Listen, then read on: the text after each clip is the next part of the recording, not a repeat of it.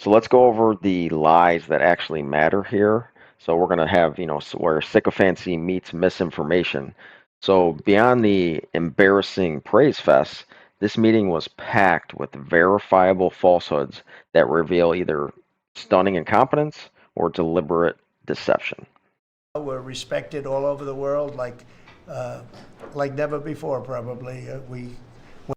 Probably is the operative word.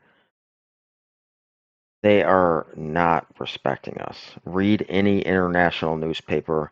They bash Trump incessantly. And when they don't, it's just because they're too scared because they are good leaders, or at least some of them they can't all be great.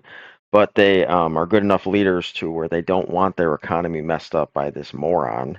So they're going to have to give him gold-plated crap from Apple CEOs to placate him. Went to NATO, as you know, and they went from 2% to 5% of GDP.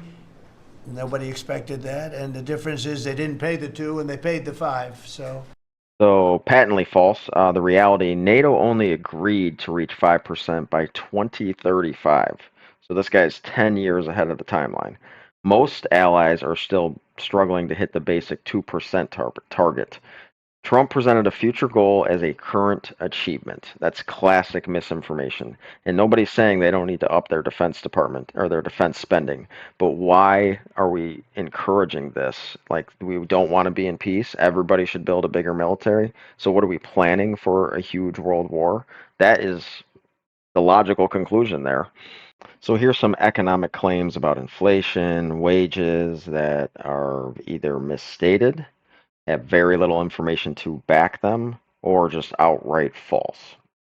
The wages for blue-collar workers are now rising at the fastest rate in 60 years, which is so important to all of us around this table. The average American worker has already seen a $500 wage increase Not verifiable.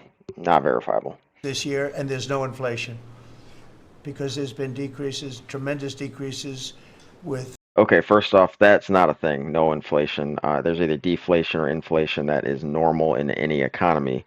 That's like saying, he already said it, 0 people crossed the border last month.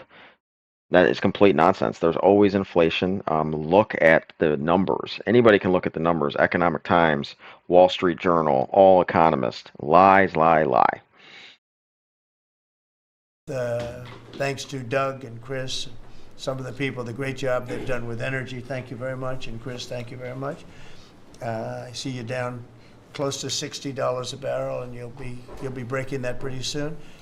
So this is just factually stupid to say. I mean, I know that's all he talked about. If we reduce egg prices and gas, that's it for the economy. Everybody's good as long as those two things are down. That is nonsense. Also, this is untrue. It was August, actually December 2024. The price was about 303 to 304 a gallon. We are now currently at 321 a gallon. So why even say that? That's not even true either. Our gas prices are actually up since he took office.